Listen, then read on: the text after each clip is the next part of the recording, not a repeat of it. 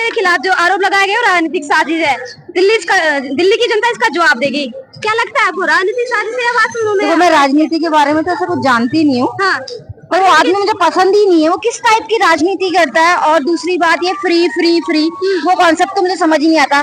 हम पढ़ किस ले रहे हैं? बिजली का बिल और पानी का बिल दे नहीं सकते हैं हम क्या? फिर वो मेट्रो वाला किस्सा भी कुछ आया था कि मेट्रो में लड़कियों को फ्री कर दो। हम चांद पे जाने की बातें करें, प्लेन उड़ाने, नहीं, मेट्रो का भी आया था, अगर आपको याद हो, 6-8 महीने पहले। बस का किराया फ्री है। लड़कियों को पढ़ा किस ले रहे हो? हर चीज फ्री फ्री फ्री। देखो, मुझे राजनीति के बारे में पता है, पर आदमी को समझ नहीं आता। दारू फ्री बांट रहा है, ये फ्री वो फ्री। फ्री से क्या हो जाएगा? मुझे पढ़ाई क्यों रहे हैं? समझ में आती है कि जैसे राजा वैसी प्रजा। अच्छा, तो आपने जो मतलब आप दारू बेच रहे हो, तो मतलब आप कल को भी अगर उनके बच्चे कल को कुछ दारूबाज बनेंगे तो इसका मतलब उनको चलेगा। और फ्री की जो राजनीति है कि फ्री, तो फिर आप अगर एजुकेट किसी को करा रहे तो उसका मतलब ये है कि कल को आप फ्री करोगे।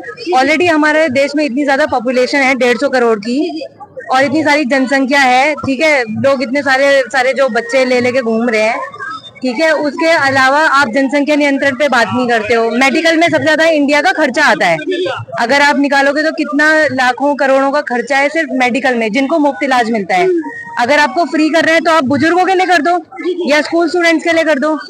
मैं खुद जब स्कूल जाती थी तो बस के कंडक्टर 1-2 रुपए की टिकट लेते थे, जबकि हमारे पास पैसे भी नहीं होते थे। तो आपको अगर फ्री कर रहे हैं तो स्कूल स्टूडेंट्स के लिए कर दो जो यूनिफॉर्म में है।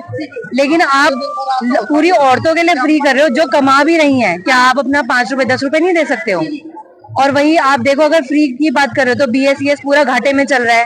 पूरी ये जितनी भी बस की पूरा ट्रांसपोर्टेशन है सारा घाटे में चल रहा है। आप वेनेजुएला को उठा के देख लो, वेनेजुएला कंट्री है, वहां पे भी तो सारा फ्री का चल रहा था। आज की डेट में उसकी इकोनॉमी एकदम जीरो है। और यही हाल रहा तो श्रीलंका से भी हम पीछे हो जाएंगे, चाइना से भी पीछे होने वाले हैं। तो भाई दिल्ली में भी बीजेपी की सरकार आनी जरूरी है। बस ये है कि उनका मेन जो फेस वो लेके आए कि फेस वो किसे करेंगे। जैसे मोदी जी के अलावा हमारे पास और कोई ऑप्शन नहीं है, क्योंकि ऑपोजिशन हमेशा स्ट्रांग होना चाहिए। तो यही मैं कहना चाहती हूँ, और तो कोई। क्या लगता है आपको, जो अरविंद केजरीवाल जी कह रहे हैं कि साजिश है, वो साजिश है कि उन्होंने साजिश तो राजनीति में चलती रहती है, लेकिन आप राजनीति में क्यों आए थे? ईमानदारी के कहने पे आए थे कि हम कांग्रेस का साथ नहीं देंगे, लेकिन आप तो उन्हीं के साथ जाके मिल गए ना, जिनको आप चोर मिले तो चोर मौसेरे भाई बन गए आप तो साथ में।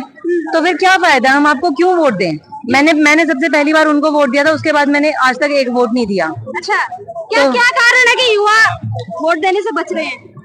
मेरे ख्याल से अब तो युवा बिल्कुल वोट देने से नहीं बच रहे हैं। और अभी तो आपने पहला वोट दिया, उसके बाद आपने वोट दिया। उसके बाद मैंने आप पार्टी को वोट नहीं दिया। अच्छा, आम आदमी पार्टी को वोट नहीं दिया। उसके बाद मैंने वोट दिया है, लेकिन आम आदमी को नहीं दिया है। जो काम करा रहे हैं हमारे क्षेत्र में उनको वोट दिया है, और आम आदमी पार्टी अब उस लायक नहीं है। और अभी देख लो, अब दिल्ली का राजा ही जो है घोटाले में जेल जा रहा है। अगर वो इतना ईमानदार है तो बोलते भाई मैं मुख्यमंत्री पद का त्याग करता हूँ, जब तक ये जो प्रूफ है वो साबित नहीं हो जाते। यही होता है। और आप पावर में आपको उसका अच्छा यूज करना चाहिए, ना कि आपको दारू वगैरह फ्री में बांटनी चाहिए। ये अभी एक याचिका दायर की थी कि अरविंद केजरीवाल को इस्तीफा दे देना चाहिए, वो याचिका कोर्ट ने खारिज कर दी। उस पर क्या कहना है आपका?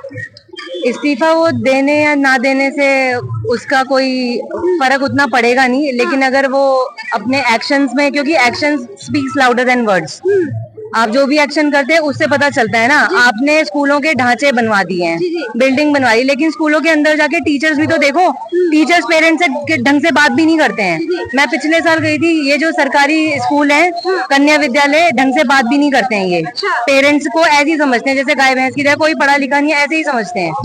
तो आप सिर्फ बिल्डिंग बना रहे हो तो कम से कम टीचर्स को ट्रेनिंग तो दो ढंग से। जो पुराने टीचर्स हैं उनको ट्रेनिंग दो ढंग से कि कैसे पेरेंट्स से बात करनी है। क्लास चल रही है तो आपको किसी और से मिलना नहीं है। क्या सीख रहे हैं बच्चे? कुछ भी नहीं सीख रहे।